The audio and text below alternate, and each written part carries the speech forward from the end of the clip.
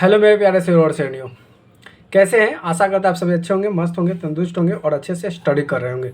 तो चलिए इस वीडियो में हम क्वेश्चन नंबर 5 सॉल्व करते हैं। तो चलिए क्वेश्चन नंबर 5 क्या करा है कि व्यास 12 सेंटीमीटर और ऊंचाई 15 सेंटीमीटर वाले एक लंबवृत्तीय बेलन का आधार का बर्तन आइसक्रीम से पूरा भरा हुआ है। इस आइसक्रीम की ऊंचाई 12 सेंटीमीटर है और व्यास 6 सेंटीमीटर वाले शंकु में भरा जाता है। तो इनकी ऊपरी सिरा अर्धगोला होगा, तो शंकु की संख्या ज्ञात कीजिए और इस आइसक्रीम से जो भरा जा सके उसे निकालिए। तो चलिए यहाँ से इसको स्टार्ट करते हैं और इसको बनाते हैं। सबसे पहले यहाँ पे एक पिक्चर ले लिए हुए। तो एक सबसे पहले क्या बोला कि 12 सेंटीमीटर व्यास है। तो यहाँ से जो व्यास दिया हुआ है यहाँ से 12 सेंटीमीटर है। तो यहाँ पे हम लिखेंगे, क्या लिखेंगे हम? तो यहाँ से हम लिखेंगे कि दिया हुआ है। तो सबसे पहले जो दिया हुआ उसके बारे में लिख देते हैं।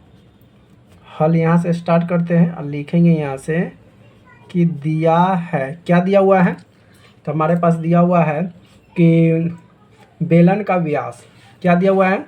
बेलन का व्यास दिया हुआ है। तो यहाँ पे लिखेंगे कि बेलन का व्यास, यानी कि यहाँ से जो ये व्यास है इसको दिया हुआ है 12।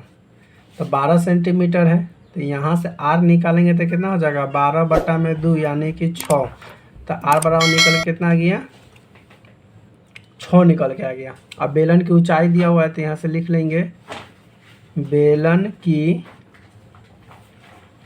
ऊंचाई बराबर कितना दिया हुआ है? 15 सेंटीमीटर। तो यहाँ पे लिख देंगे 15 सेंटीमीटर। ठीक है। अब यहाँ से अर्धगोला दिया हुआ है ऊंचाई। तो अब शंकु का भी दिया हुआ है। क्या है? और शंकु जो ऊपर है ना, ये अर्धगोला बताया जा रहा है ऐसे। ये अर्धगोला हो गया, अर्धगोला भाग। ठीक है। तो यहाँ से शंकु का भी दिया हुआ है, शंकु का ऊंचाई भी दिया हुआ है। तो यहाँ से लिखेंगे कि शंकु का ऊंचाई यानी कि h बराबर कितना दिया हुआ है? तो शंकु का जो ऊंचाई है ये दिया हुआ है 12। तो यानी कि 12 सेंटीमीटर और यहाँ से व्यास दिया हुआ है इसका 6। कितना है? 6। तो r बराबर कितना हो जाएगा? 6/2 यानी कि 3 आ जाएगा। तो r बराबर कितना आ गया? 3। तो अर्धगोला का त्रिज्या और शंकु का त्रिज्या दोनों क्या होगा? बराबर होगा। क्या होगा? बराबर। तो यहाँ पे r बराबर r किसका? अर्धगोला और शंकु का, दोनों का त्रिज्या क्या हो जाएगा? बराबर हो जाएगा। तो जब बराबर होगा तो हम यहाँ से क्या निकालेंगे? सबसे पहले बेलन का आयतन निकालेंगे। क्या निकालेंगे? बेलन का आयतन। तो यहाँ से हम लिखेंगे बेलन का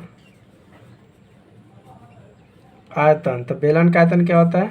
πr²h। तो बेलन का आयतन निकालने के लिए πr² चाहिए। तो यहाँ पे पाई का मान लिख लेंगे 22/7 गुना r के जगह पर r का मान कितना निकल के आया था? r का मान 6 है। तो यहाँ पे लिख देंगे 6 का स्क्वायर, नहीं 6 गुना 6 गुना h का मान 15 है। तो यहाँ पे लिख देंगे 15। अब इसको हम निकालेंगे तो कितना आएगा? तो पाई के जगह पर पाई भी हम रहने देते हैं, 22/7 को छोड़ देते हैं, यहाँ पर पाई रहने देते हैं। छाया छक 36 गुना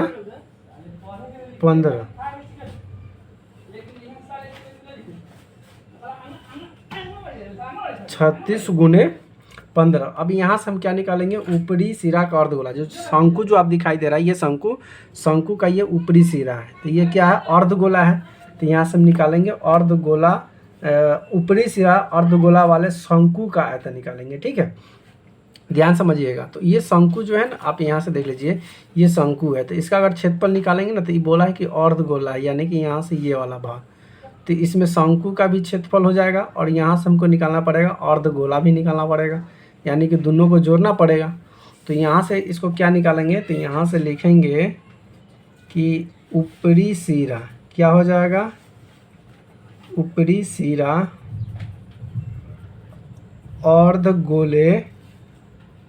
गोलेकार शंकु का आयतन क्या होगा?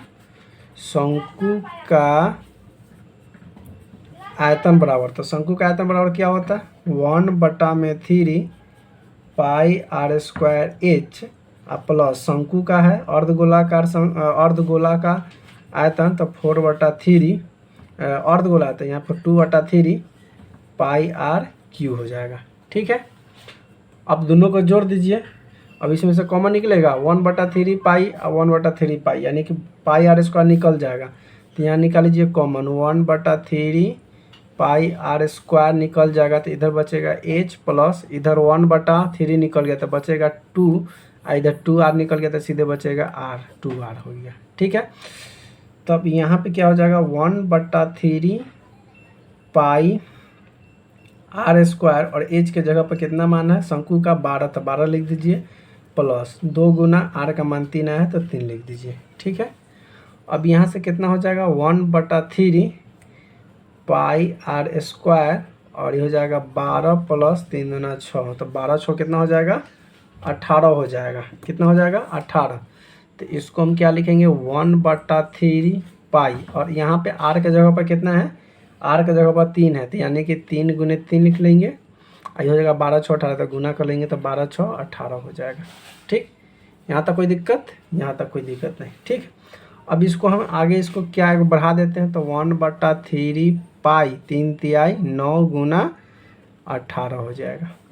अब हमें निकालना क्या है, तो हमें कितना शंकु में जो आइसक्रीम भरा जा रहा है उसका हमको संख्या बताना है। आइसक्रीम जो भरने जा रहा है उसका संख्या, तो इस संख्या हमको तो पता नहीं है, तो यहाँ पे हम लिखेंगे, क्या लिखेंगे कि माना आइसक्रीम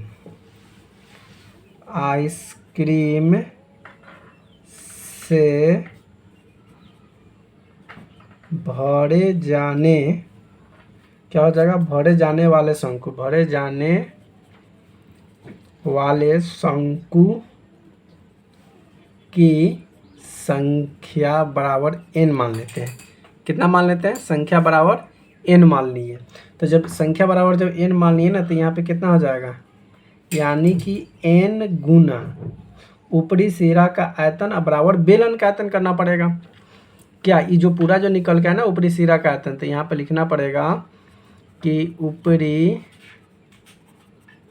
सिरा यानी शंकु का आयतन अब बराबर क्या हो जाएगा, बेलन का आयतन हो जाएगा।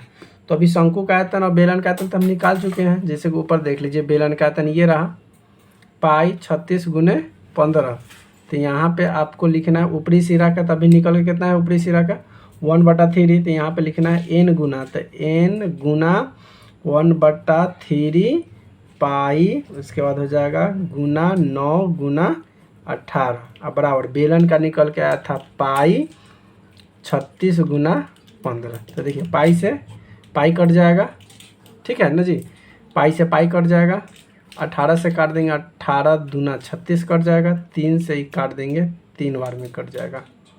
तो क्या क्या बच जाएगा हमारे पास, और 3 से इसको काटेंगे तो 3 बचे 15 भी कट गया, तो इधर बच गया n और इधर बच गया 2 गुना में 5, यानी कि n बराबर हो जाएगा 5 दूना 10।